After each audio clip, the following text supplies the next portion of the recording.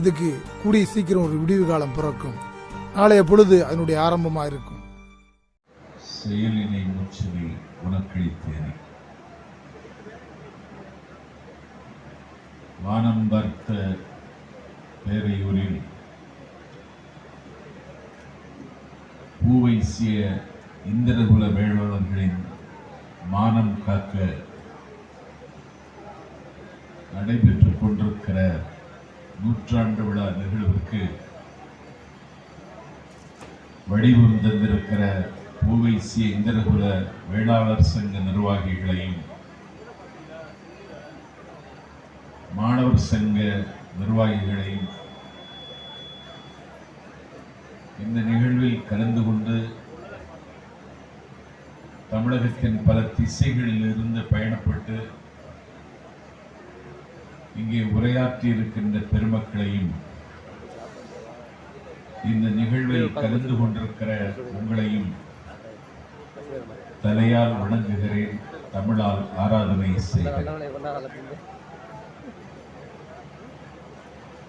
பூவைசி இந்திரகுல வேளாளர் அமைப்பு பீட்டர் பெருமாள் அவர்கள் தொடங்கி 100 ஆண்டு காலம் ஆவதை முன்னிட்டு இந்த மகாநாட்டை நீங்கள் முன்னெடுத்திருக்கிறீர்கள். ஆதிக்கத்தின் பேராலும் ஆண்டவனின் பேராலும் நம்மை ஆண்டாண்டு காலம் அழுத்திய வகுப்புவாத சக்திகளும் நூற்றாண்டு விழாவை கொண்டாடுகிற காலம் இந்த காலம்.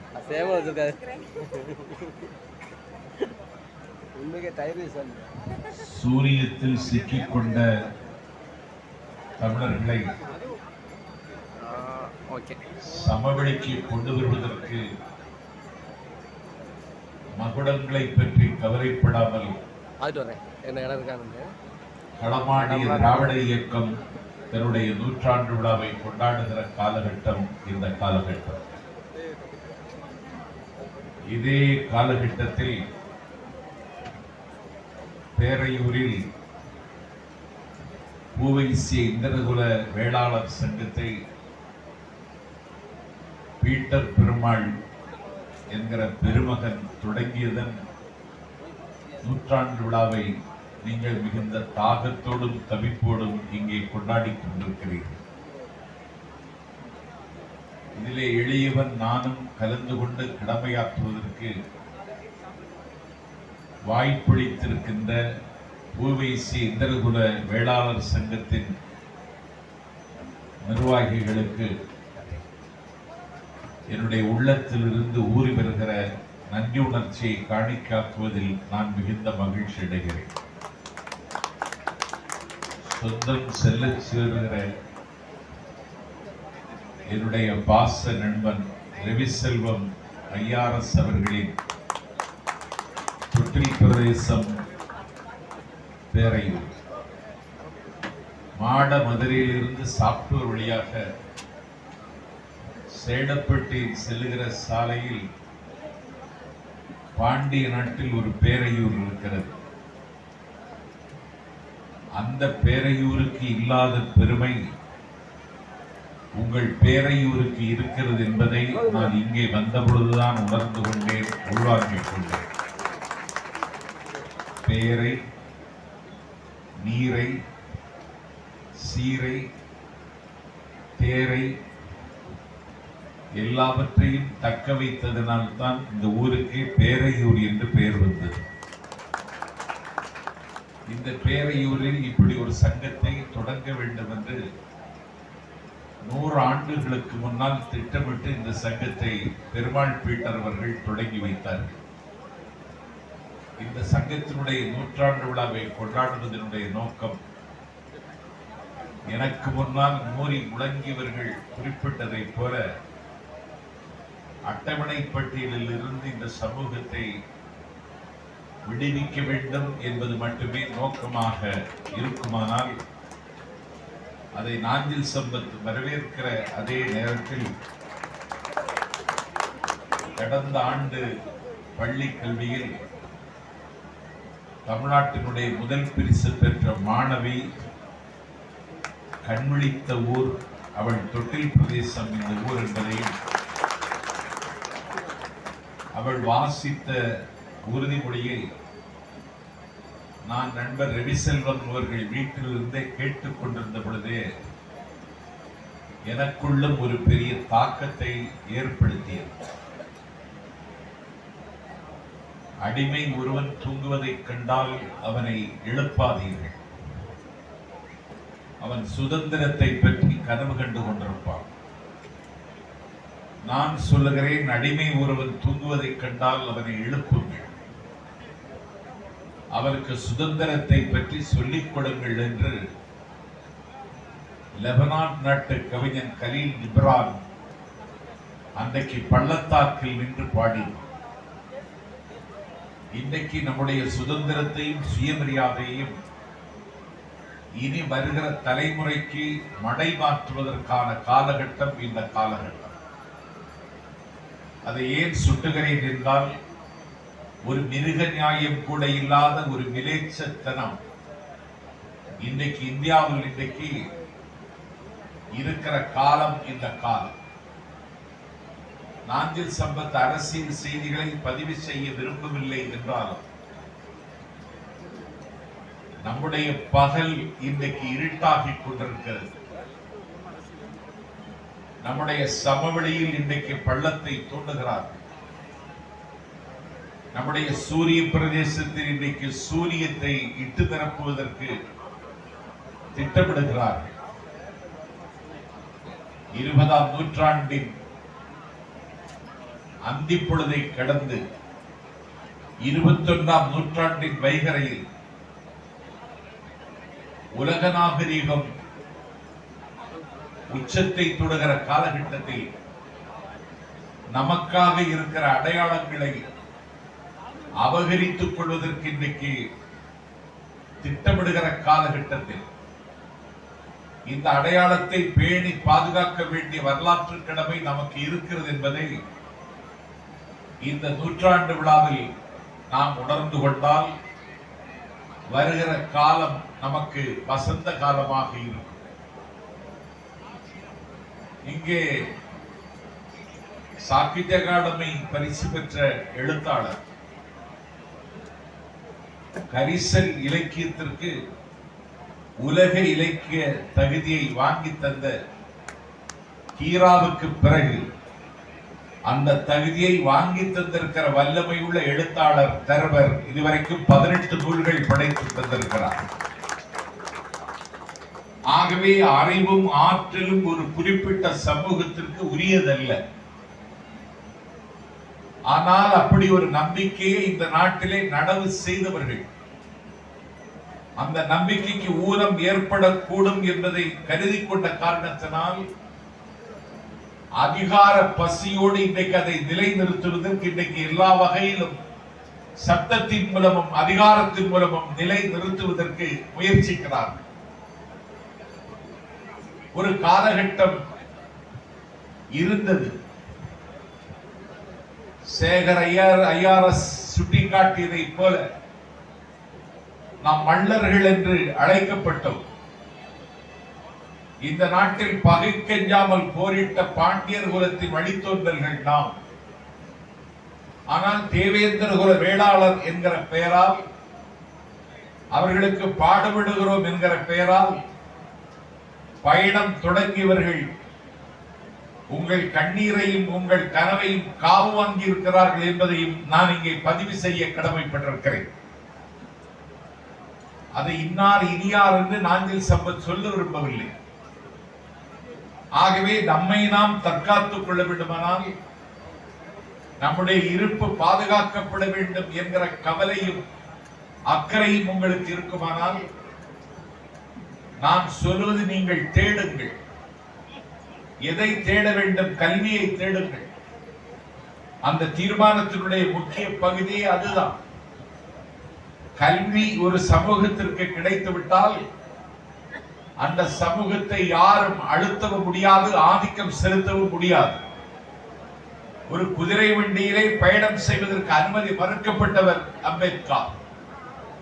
தன்னுடைய தந்தை பணியாற்றுகிற ஊருக்கு போவதற்கு தொடர் வண்டியை பிடிப்பதற்கு சந்திப்புக்கு வந்த பொழுது அந்த வண்டி அந்த சந்திப்பை கடந்து போய்விட்ட நிலையில் ஒரு குதிரை வண்டியில் ஏறி அவரும் அவருடைய தம்பியும் பயணிப்பதற்கு ஏறி உட்கார்ந்ததற்கு பிறகு இவர்கள் இந்த சமூகத்தை சார்ந்தவர்கள் என்று சொல்லி அந்த குதிரை ஓட்டி உணர்ந்து கொண்டதற்கு பிறகு குதிரை வண்டியை அவன் குடை சாய்க்கிறான்.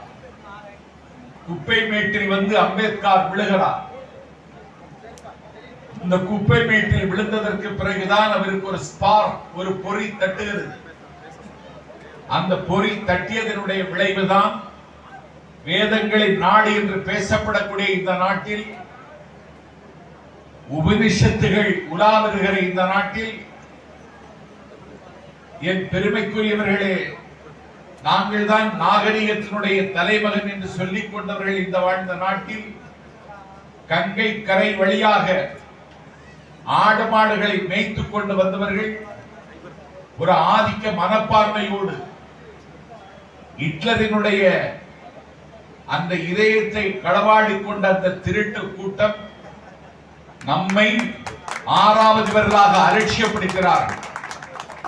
ஒரு 3% இருக்கிறவர்கள் இந்திய துணைக்கண்டத்தில் சரிந்து கொண்டிருக்கிற சாம்ராஜ்யங்களின் சாம்பல் மேடாம் டெல்லி பட்டணத்தில் இன்றைக்கு 90 IAS அதிகாரிகள் இருக்கிறார்கள் என்றால் 80 பேர் அந்த உச்சி குடிமை வைத்திருக்கிற உயர் சாதி கூட்டம் என்பதை நெஞ்சிலே நிறுத்துங்கள். இங்கே ஒரு ரவிசெல்வன் IRS எப்போது வருகிறாய், எங்கிருந்து வருகிறாய் என்று என்னை தொடர்ந்து என் பயணத்தை உறுதி செய்த என் தம்பி சத்யசெல்வன் ஒரு B பட்டதாரி. ஆகவே அறிவை தேடுங்கள். இந்த இருண்டு கிடக்கிற இதய கிழக்குகள் விடியுமானால் அதற்கான திட்டங்களை உடனடியாக தயாருங்கள். ஏனென்றால் ஆர்டிபிஷியல் இன்டெலிஜென்ஸ், செயற்கை நுண்ணறிவு உங்களுக்கும் எனக்கும் தெரியாமல் நம்மை அழுத்த துடிக்கிற இந்த காலகட்டத்தில் அறிவை விசாலப்படுத்துங்கள். இந்த சமூகத்தை புனரமைக்க, புனருத்தாரணம் செய்ய, புதுப்பிக்க என்ன செய்யலாம் என்பதை உடனடியாக ஒரு வேலை திட்டத்தை முன்வைத்துக் கொண்டு அதிலே இளைஞர்களை சேருங்கள். ஒரு நடுநிசி நள்ளிரவு பாபா சாஹிப் அம்பேத்கர் நள்ளிரவு 12 மணிக்கு தான் உட்கார்ந்திருந்த அறையில் இருந்தவர் படித்துக் கொண்டிருந்தார். அந்த நேரத்தில் ஒரு பத்திரிகை நிருபர் இந்த இடத்திற்கு சென்றார். நடுநிசி கடந்ததற்கு பிறகு இந்தியாவுடைய அரசியல் சட்டத்தை ஆக்கி தந்த அம்பேத்கர் என்ன படித்துக் கொண்டிருக்கிறார், இவருக்கு என்ன படிக்க வேண்டியது இருக்கிறது என்ற கவலையோடு அவருடைய கதவை தட்டிய பொழுது அம்பேத்கர் கதவை திறந்தார். பிளீஸ் கமான் என்றவரை வரவேற்று உட்கார வைத்து விட்டு, இந்த நடுநிசியில் என்னை எதற்காக சந்திக்க வந்தீர்கள் என்று கேட்ட பொழுது, இதே நடுநிசியில் நள்ளிரவில் விடுதலை பிதாமகன் என்று பேசப்படக்கூடிய காந்தியை சந்திக்க சென்றேன். காந்தி தன்னை மறந்து அயர்ந்து தூங்குகிறார். இதே நடுநிசியில் நான் முகமது அலி ஜின்னாவை சந்திக்க சென்றேன். அவரும் தன்னை மறந்து தூங்குகிறார். இதே நடுநிசியில் உங்களை சந்திக்க வந்தால் நீங்கள் விழித்திருந்து எழுதி கொண்டிருக்கிறீர்கள், என்ன காரணம் என்று அந்த நிருபர் கேட்ட பொழுது அம்பேத்கர் சொன்னார், காந்தி இந்தியாவிற்கு விடுதலை வேண்டும் என்று கேட்டார். அவர் கேட்டது கிடைத்து விட்டது என்கிற நிம்மதியில் தூங்குகிறார். முகமது அலி ஜின்னா தனக்கு ஒரு பாகிஸ்தான் வேண்டும் என்று அவர் ஆசைப்பட்டார். அவருடைய ஆசை நிறைவேறிவிட்டது, அதனால் அவர் தூங்குகிறார். ஆனால் ஆண்டவனின் பேரால், ஆதிக்கத்தின் பேரால் இந்த பாரத திருநாட்டில் அங்கிங்கனாதபடி எங்கும் அழுத்தப்படுகிற என் சொந்தங்கள் எப்பொழுது கண்விழிப்பார்கள் என்று நான் கவலைப்படுகிறேன். அவர்கள் தூங்குகிறார்கள், அவர்களுக்காக நான் விழித்திருக்கிறேன் என்றார். ஆகவே நாம் விழித்திருக்காவிட்டால் நம்மை விழுங்கி விடுவார்கள். ஆகவே பாசிசம் தன்னுடைய கோர முகங்களை காட்டுகிற காலம் இந்த காலம். மனித உரிமைகளுக்கு இந்த மண்ணில் மரியாதை இல்லை. ஆகவே நீங்கள் உங்களை தற்காத்துக் கொள்ள வேண்டும் என்றால் நிறைய தேடுங்கள். நாம் தேட வேண்டியது நிறைய இருக்கிறது. பாடல் பெற்ற திருத்தலம் என்று பேசப்படுகிற தலங்கள் இன்னைக்கு நம்முடைய கையில் இல்லை. இரிஞாலி கூட ரயில்வேயை பயணித்தால் இரிஞாலக்குடா என்கிற சந்திப்பில் இறங்கி 16 கிலோமீட்டர் போனால் சேரமான் பெருமாள் நாயனார் ஆட்சி செய்த கொடுங்கலூர் இருக்கிறது. அங்கே அன்றைக்கு அரண்மனை இருந்தது, அகழி இருந்தது, சேரமான் பெருமாள் நாயனாருடைய ஆட்சி இருந்தது. ஆதார சுந்தரர் அவருக்கு தோழராக இருந்தார். அந்த இடம் இன்றைக்கு நம்முடைய கையில் இல்லை. இத்தனைக்கும் அது ஒரு பாடல் பெற்ற திருத்தலம். 12 ஆழ்வார்கள் மங்களாசாசனம் செய்த இடம் ஒரு ஆழ்வாரை தவிர திருவேங்கடமலை என்கிற திருப்பதி, அது நம்முடைய திருத்தலம், நமக்கு உரிமை உள்ளது, நம்முடைய கையில் இல்லை. பொத்தப்பி நாட்டினுடைய அரசன் நாகனுடைய பிள்ளை திண்ணப்பன், அவன் கண்ணப்பனாக மாறினானே, அவர்கள் ஆட்சி செய்த இடம் பொத்தப்பி நாடு. அது நேற்றைக்கு காலத்தி, இன்றைக்கு அது கால கஸ்தி. எதையாவது நம்முடைய ஊரின் பேரிலே ஒரு இசை சேர்த்தால் அது அவர்களுக்கு உரிமை உடையதாகி விடுகிறது. அந்த காலத்தை இன்றைக்கு நமக்கு கையில் இல்லை. இப்படி ஒரு பட்டியலை போட்டால் கவலை தான் வருகிறது. இதை மீட்க முடியுமா என்றால் முடியாது. மீட்க முடியாத அளவுக்கு உலகமயமாக்கல், தாராளமயமாக்கல், தனியார்மயமாக்கல், நவீனமயமாக்கலில் நாம் நம்முடைய அடையாளத்தை இழந்து விட்டோம். இந்த அடையாளத்தை மீட்டெடுக்க விடுமானால் மீண்டும் பீட்டர் பெருமாள் இந்த மண்ணில் பிறந்து வர வேண்டும் என்று ஒரு தாகத்தை உரிமையாக்கிக் கொள்ளுங்கள். 30 வயதில் மாநாடு கூட்டினார், அருப்புக்கோட்டையில் மாநாடு கூட்டினார். இரட்டை கொலை முறையை ஒழிப்பதற்கு தியாகி இமானுவேல் சேகரன் அன்றைக்கு மாநாடு கூட்டினார். நாங்கள் சம்பத் கேட்கிறேன், அந்த முறை இன்றைக்கு சுவடு இல்லாமல் அழிக்கப்பட்டிருக்கிறதா? இல்லையே. நீங்கள் வடபுலத்திற்கு சென்றால் தெரியும், தமிழகம் முன்னேறிய மாநிலம். ஆனால் இன்றைக்கு வடபுலத்துக்கு சென்று பாருங்கள். ஒரு ஊரில் ஹஸ்ராத்தில் காரடி என்கிற கிராமத்தில் ஒரு போலி சாமியார் உரையாற்ற வருகிறார். அவனுடைய உரை கேட்பதற்கு அலை அலையாய் அணி அணியாக ஒரு கூட்டம் ஆர்ப்பரித்து வருகிறது. அந்த ஆர்ப்பரித்து வருகிற கூட்டம் அந்த போலி சாமியாருடைய உரை முடிந்ததற்கு பிறகு அங்கே வந்திருந்த பெண்கள் அவருடைய காலடி மண்ணை எடுத்துக் கொள்வதற்கு முந்தி அடித்துக் கொண்டு நான் முந்தி நீ முந்தி என்று ஓடுகிறார்கள். அந்த ஓடிய ஓட்டத்தில் அந்த நெரிசலில் சிக்கி 128 பெண்கள் அங்கே பட்ட பகலில் கொலை செய்யப்பட்டதை போல நிலத்தில் செத்து விழுந்தார்கள். அதை உங்களுக்கு தெரியுமா? அந்த குற்றவாளி கைது செய்யப்பட்டாரா? அவன் மீது குற்றப்பத்திரிகை தாக்கல் செய்யப்பட்டதா? நீ மதத்தின் பெயரால் எந்த துவம்சமும் செய்வாய், உனக்கு இந்த மண்ணில் பாதுகாப்பு இருக்கும். நாம் நம்முடைய உரிமையை கேட்டால் நம்மை அர்பன் நக்சலைட் என்பார்கள், ஆன்டி இந்தியன் என்று முத்திரை குத்துவார்கள். நாம் ஆன்டி இந்தியனா? தியாகி இமானுவேல் சேகரன் இந்திய திருநாட்டின் விடுதலைக்காக களமாடியவன், வியர்வை பாசனம் செய்தவன், விலா எலும்பு நோக உழைத்தவர், 32 வயதில் படுகொலை செய்யப்பட்டவர். அவர் சிந்திய இரத்தம் அது இன்னும் காய்ந்து விடவில்லை என்பதை நீங்கள் எதிரிகளுக்கு நினைவூட்டுங்கள். ஆகவே நாங்கள் அணியமாகி வருகிறோம். அன்னை முலைப்பால் ஊட்டிய வீரம் இன்னும் சுண்டி போய்விடவில்லை. அதை எதிரிகளுக்கு சொல்லுவதற்கு சாதியின் பெயரால் அல்ல. நம்முடைய அமைப்புக்கு ஒரு சாதி பெயரை சூட்டுவது கூட எனக்கு ஒரு வகையில் உடன்பாடு இல்லை. ஆனால் பெரியார் சொன்னார், சாதி இருக்கிறவரையும் சாதியை பாதுகாப்பதும் ஒரு சமூக மேம்பாட்டில் ஒரு அடையாளம் தான் என்றார். கடவுள் இல்லை என்று சொன்ன பெரியார் தான் கோவில் நுழைவு போராட்டத்தையும் இந்த மண்ணில் நடத்தினார். ஆனால் இந்திரன் என்பவன் எங்கள் குல வழிபாடு. சிலப்பதிகாரம் சேரன் தம்பி இசைத்த காப்பியம், தமிழர்களுடைய முதல் தேசிய காப்பியம். அதிலே இந்திர விளவூர் எடுத்த காதை என்றொரு காதை வருகிறது. நான் பேராசிரியர் பேச்சுமுத்துவிடத்தில் கேட்டேன். ஏனென்றால் மதுரை மாநகரினுடைய அடையாளமாக வான்முட்டை எழுந்து நிற்கக்கூடிய தியாகராஜர் கல்லூரியின் பேராசிரியர் அவர்.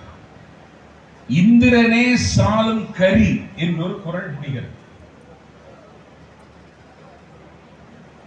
கரி என்றால் என்ன? சாட்சி. யார் இந்திரன்? அவனுக்கு என்ன தகுதி? ஐம்புலன்களை எவன் ஒருவன் அடக்கி ஆளுகிறானோ அவன்தான் இந்த நாட்டில் வழிபாட்டுக்குரியவன். அப்படி ஐம்புலன்களை கட்டுப்பாட்டில் வைத்து புலன்களையும் பொறிகளையும் வென்றவர்கள் நீங்கள். அவர்கள்தான் இந்திரர்கள். புலனையும் பொறியையும் தன்னுடைய கட்டுப்பாட்டில் வைத்திருப்பவன் தான் இந்த உலகை ஆளுவதற்கு உரிமை உள்ளவன். டயோஜனீஸ் என்ற ஒரு பெரிய ஞானி இருந்தான். அவன் குடிசையில் தான் வசித்தான். அவனுடைய குடிசைக்கு பக்கத்திலே தான் feed the military man, capture the nation என்று தன்னுடைய வாளால் உலகத்தினுடைய முக்கால் பகுதியை அடக்கி ஆண்ட மாசிடோனிய மாமீரன் அலெக்சாண்டர் என்கிற மாமன்னனுடைய அரண்மனை எங்கேதான் இருக்கிறது. ஆனால் அந்த அரண்மனை வாசலில் மாமன்னன் அலெக்சாண்டரை சந்திப்பதற்கு யாரும் இல்லை. ஆனால் குடிசையில் இருக்கிறானே அந்த ஞானியை சந்திப்பதற்கு அலை அலையாக மக்கள் அணிவகுத்து நிற்கிறார்கள். அரண்மனையின் சாளரத்தின் வழியாக மாசிடோனிய மாமன்னன் அலெக்சாண்டர் பார்க்கிறான். டயோஜனீஸ் என்கிற ஒரு எல்லாவற்றையும் துறந்தவன் வாழுகிற ஒரு குடிசையில் இவ்வளவு கூட்டம் இருக்கிறது என்று மணிமுடி தெரித்திருக்கிற மன்னன் மாசிடோனிய மாமன்னன் தக்கான பீடபூமி வரையில் படையெடுத்து வந்த மாவீரன் அந்த குடிசைக்கு போகிறான். குடிசைக்குள் நுழைந்து விட்டான். வந்திருப்பது மன்னன் என்பதை டயோஜனீஸ் புரிந்து கொண்டான். புரிந்து கொண்டதற்கு பிறகு டயோஜனீஸை பார்த்தார் அலெக்சாண்டர். அலெக்சாண்டரை டயோஜனீஸ் பார்த்தார்.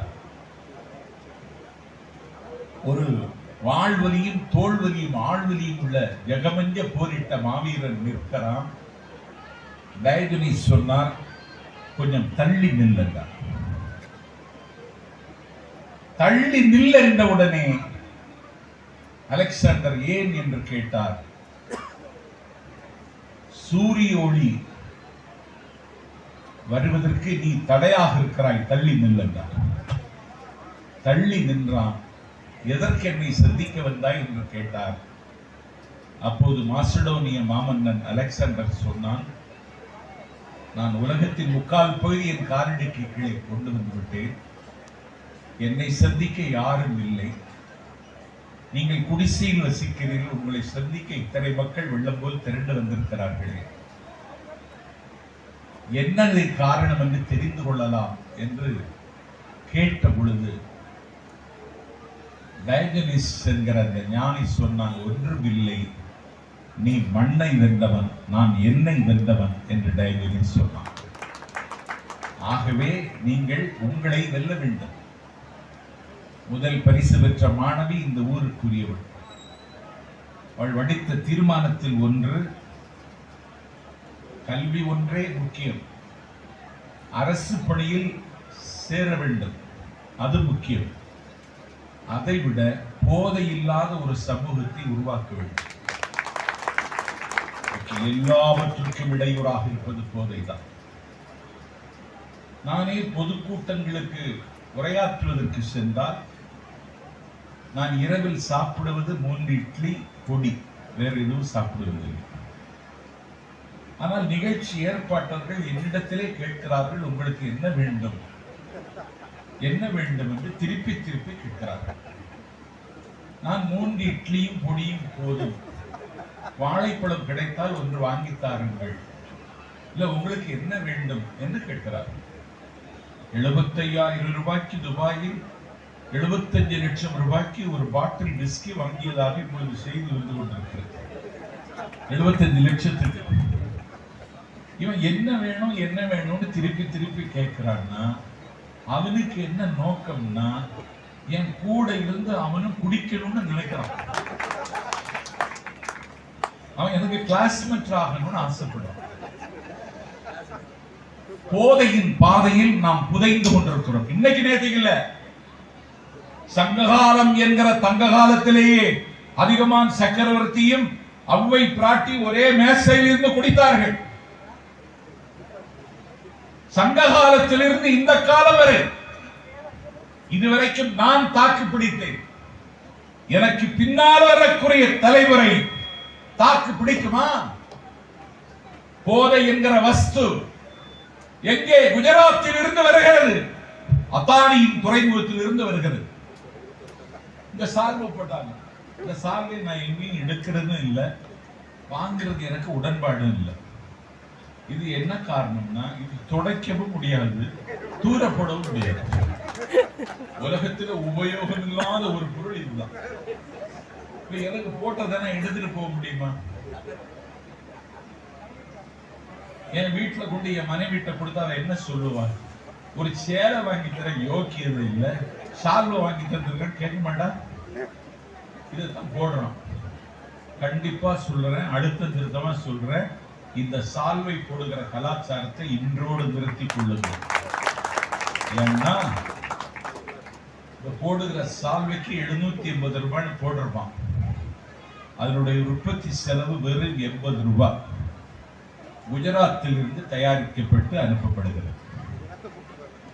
தமிழர்களுக்கு வேலையே குஜராத்துக்காரனை கொழுக்க வைக்கிறதுக்கு தான் நம்முடைய செல்வமும் உழைப்பும் இன்றைக்கு அர்ப்பணமாகிறது. அதனால இனத்தின் மீட்சி ரொம்ப முக்கியம். குடி செய்வார்க்கு இல்லை, நம்முடைய குடி துலங்க வேண்டும். துலங்க வேண்டும்னா என்ன செய்யணும்? கல்விதான். மேற்பால் ஒருவன் கற்பின், கீழ்ப்பால் ஒருவன் கற்பில், மேற்பால் ஒருவன் கடுபட்டுருவான்.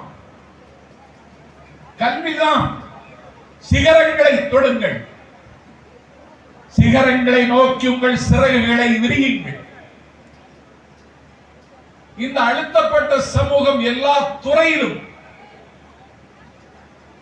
உயர்ந்த இடத்தை அலங்கரிப்பதற்கு எது திட்டம் என்று யோசியுங்கள். பேரையூர் ஒரு காலகட்டத்தில் புகழ் பெற்றிருந்த ஊர் தான். நாம் கூட்டம் நடத்துவதை ஊரணியில் தான் நடத்திட்டு இருக்கோம். ஊரணி போயிடுச்சு, கூட்டம் வந்திருக்கு.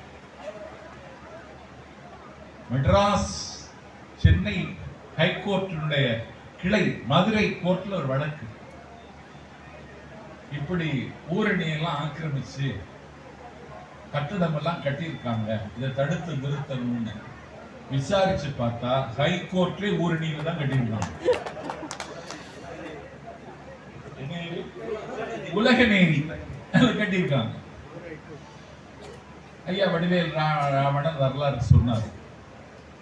நாம் மல்லர்கள், நாம் பாண்டியன் பரம்பரை, நகுதக்கினரே நாடு மிக்கும் ஊர்னர். தலையாரங்காலத்து சிறுவந்த நெடுஞ்சிலில் பாடின பாட்டு இந்த பாட்டு. படைகளோடும் பரிவாரங்களோடும் ஆணைகளோடும் சேவைகளோடும் மல்லுக்கு வந்த படையை ஒரு இளைஞனாக இருந்த பாண்டிய மன்னன் நெடுஞ்செழியன் அன்றைக்கு எதிர்கொண்டான். இன்னொரு செய்தியை சொல்லுகிறேன். அன்றைக்கு கோவலன் கள்வன் என்று கருதி அவனை கொண்டு வா என்று சொல்வதற்கு பதிலாக கொன்று வா என்று சொல்லி அவனை கொலை செய்தார்கள். அன்றைக்கு பாண்டிய நாட்டில் பாண்டியன் அரண்மனையில் அரசு வைத்திருந்த மாமன்னனே அந்த முடிவை எடுத்தான். அன்றைக்கு எங்கள் கண்ணகி அந்த முடியாட்சி நிலவுகிற காலத்தில் அரண்மனைக்குள் புகுந்து கேள்விகளால் வேள்வி செய்து பாண்டியனை நிலைகுலைய செய்தாள். சிலம்பை உடைத்தாள், நீதி கேட்டாள். யானோ அரசன், யானே கள்வன் என்று சொல்லி சிம்மாசனத்தில் இருந்து கீழே விழுந்து மறைந்து போனான் பாண்டியன். ஆனால் அவன் மறைவதற்கு முன்னால் ஒரு வாக்குமூலம் நமக்கு தந்திருக்கிறான். அதைத்தான் என்னுடைய முத்தாய்ப்பான செய்தியாக உங்கள்கிட்ட சொல்றான். அவன் சொன்னான், தென்புலம் காவல் என் முதல் பிழைத்தது.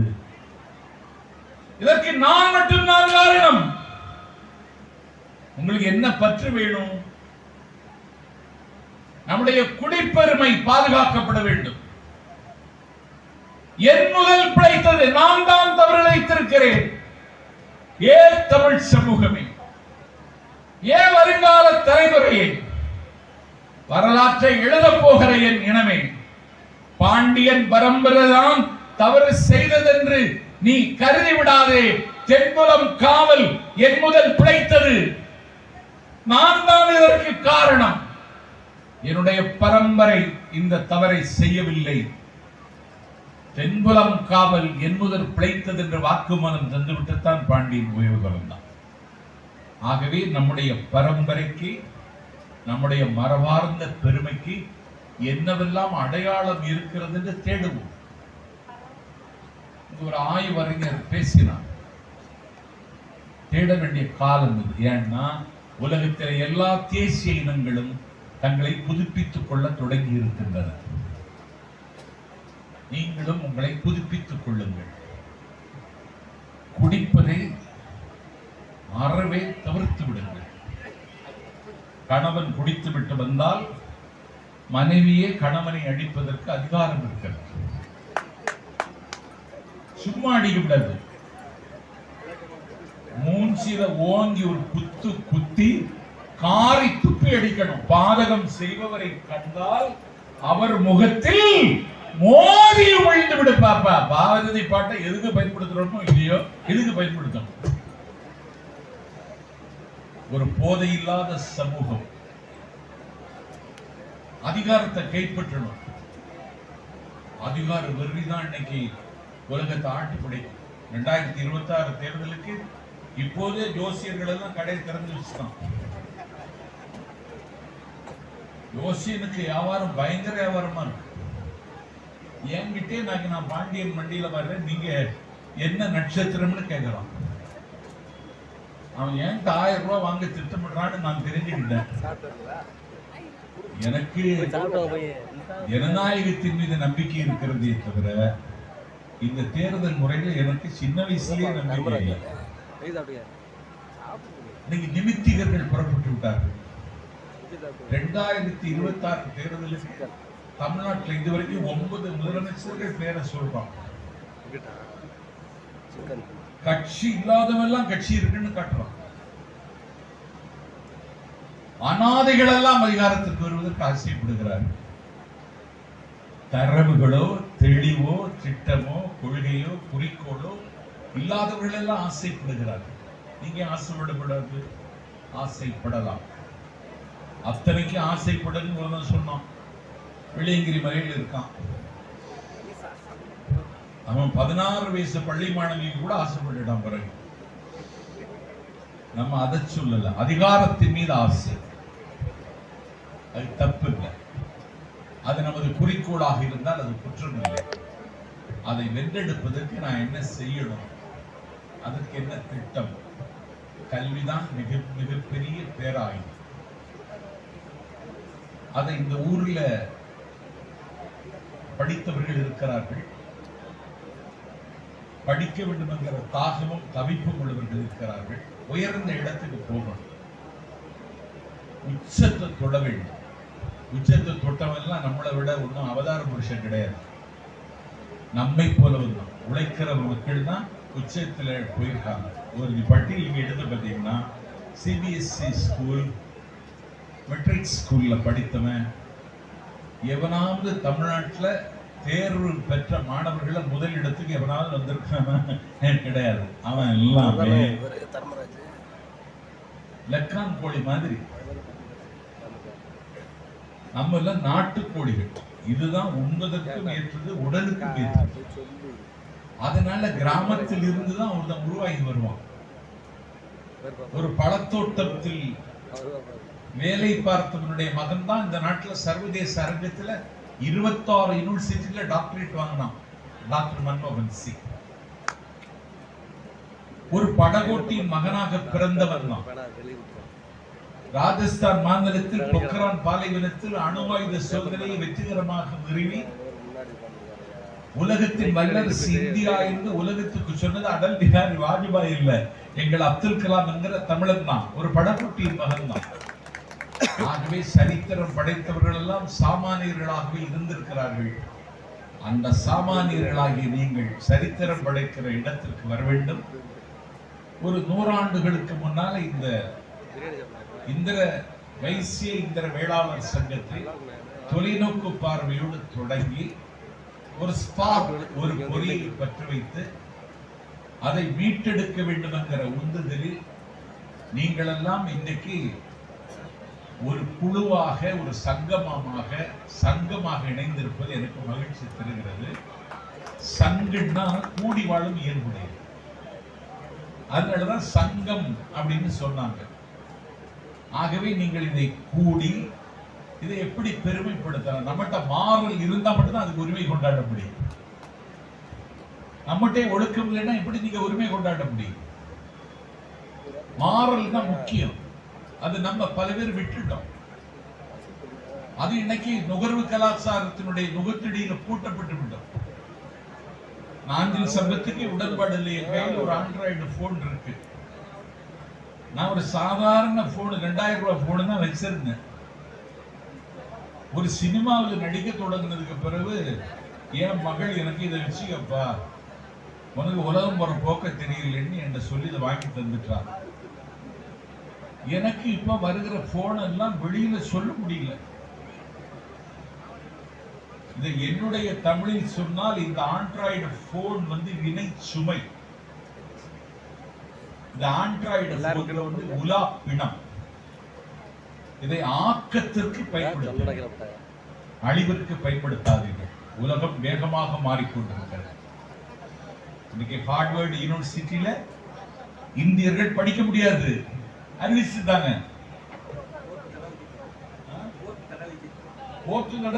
அறிவிச்சிருக்காங்கல்ல, ஹார்வர்ட் யூனிவர்சிட்டியில நான் படிக்க முடியாது நீ அறிவிச்சுனா. 7 லட்சம் இந்தியர்கள் அரை உலகம் என்று பேசப்படுகிற அமெரிக்க திருவிடத்திலிருந்து இந்தியாவுக்கு நாடு கடத்தப்பட இருக்கிறார்கள். காடு விற்று, கரும்பு தோட்டம் விற்று, கையிலே கிடக்கிற வளையலை விற்று, கடைசியில் மிஞ்சி இருந்த கரிசிமணி மாலையை விற்று, பட்டம் என்கிற பிச்சை பாத்திரத்தை வாங்கி கொண்டு அமெரிக்காவுக்கு புறப்பட்டு சென்றால் கெட் அவுட், வெளியேறு, குடியேற்ற கொள்கையில மாற்றம் கொண்டு வந்து விட்டான். 205 பேர் இங்கே இந்தியாவிற்கு இறக்குமதி செய்யப்படுவதை போல அனுப்புகிறார்கள். கண்ணீர் வருகிறது, கவலை என்னை கவுகிறது. போர் விமானத்தில் வருகிறார்கள். போர் விமானத்தில் குடிக்க தண்ணி இல்ல, போர் விமானத்தில் சுவாசிக்க காற்று இல்லை. என் பெருமைக்குரியவர்களே, காலிலே சங்கிலி, கையிலே விலங்கு. நாகரிக சமுதாயம் தானா? நாங்கள் நாகரிக சமுதாயம். நாங்கள் மாற்றவரை மதித்தோம், பகை பாராட்டியவருக்கு அங்கீகாரம் கொடுத்தோம். நீ நாகரிக சமூகமா? இந்த கணினி யுகத்தில், இன்ஃபர்மேஷன் டெக்னாலஜி ரெவல்யூஷன், ஆகாய விழாவுக்கு உயர்ந்திருக்கிற இந்த காலத்துல கையிலே விலங்கோடும் காலிலே சங்கிலியோடும் என் தேசத்து குடிமகனை அமெரிக்காவில் இருந்து அனுப்புகிறான் என்றால், மாறி வருகிற உலகத்தில் கல்வியும் அறிவும் ஒழுக்கமும் நம்மிடம் இல்லாமல் போகுமானால் நம்மை பொட்டு பூச்சியாக்கி விடுவார்கள், புன்னை தேரையாக்கி விடுவார்கள். நம்முடைய இருண்டு கிடக்கிற இதய கிழக்குகள் விடுவதற்கு வாய்ப்பே இல்லை என்பதால் வானம் இருண்டதடா, பல்லிருட்டு சூழ்ந்ததடா, மான தமிழரினம் மங்கி கருத்ததடா, ஈனம் கலந்ததடா, இழிவு மிகுந்ததடா, சேனை அமைத்த இனம் செங்கோல் இழந்ததடா என்பதை நினைத்து பார்த்து ஒரு சேனை அமைத்து நம்முடைய இனத்தினுடைய இருப்பை உறுதி செய்வதற்கு இந்திரகுல வைசிய வேளாளர் சங்கத்தினுடைய 100ஆண்டு விழாவில் சபதம் ஏற்றுக் கொள்ளுங்கள் என்று கேட்டு, இன்னும் பேச நிறைய செய்தி இருக்கிறது. ஆனால் வயிற்றுக்கு சோறுக்கு நீங்கள் காத்திருக்கிறீர்கள். நாஞ்சில் சம்பத்தி நிலைமை தெரியாதவர்கள் நீங்கள் படித்து விடுவீர்கள் என்று பயமாக இருக்கிறது. அமெரிக்காவில் இப்படித்தான் பேசிக்கொண்டே இருந்தான். எதிரில் இருந்த ஒருவன் எழுந்தான். துப்பாக்கியை குறிபார்த்தான். பேசிக் கொண்டிருந்தவருடைய கை நடுங்கிற்று, கால் நடுங்கிற்று, கண்கள் மயங்கியது, வியர்த்து கொட்டியது. சுட்டு விடுவான் போல் தெரிகிறது என்று அவன் அச்சப்பட்டான். அப்போது துப்பாக்கியை குறிபார்த்தவன் சொன்னான், உன்னை சுடவில்லை, உன்னை அழைத்துக் கொண்டு வந்தவனைத்தான் சுடப்போகிறேன் என்று சொன்னான். அதே போல எனக்கு எந்த ஆபத்து இருந்தாலும் பரவாயில்லை, என் நண்பன் ரவி செல்வனுக்கு எந்த ஆபத்து வந்துவிடக்கூடாதுங்கிற காரணத்தால் விருப்பமில்லாமல் விடைபெறுகிறேன். நன்றி, வணக்கம்.